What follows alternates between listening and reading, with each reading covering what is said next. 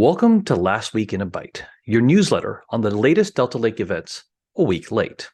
Let's start off with the latest releases, which includes Delta Rust Python bindings 0.6.4, which is paired with the latest Delta Rust 0.5.0 release, by 42 contributors, including 34 new ones. As well, the Delta Spark 2.2 release candidate is ready for you to test today.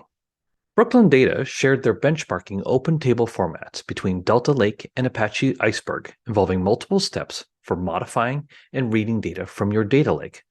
Delta Lake was 1.5 times to 3 times faster for writes and 7 to 8 times faster for reads. Last week, both EMR and Glue announced native support for Delta Lake during AWS reInvent. Both EMR 6.9 and Glue 4.0 support Delta Lake 2.1 with Apache Spark 3.3. Last but not least, we'd like to thank Andrew Bauman for his contribution of the Delta Lake Docker, which includes support for Rust, Python, PySpark, Spark Scala, and Jupyter Notebook. Try it out today at go.delta.io Docker. Thanks very much for listening to today's Last Week in a Byte. The links to all of these announcements are paired with today's newsletter. Thanks very much, and see you next week.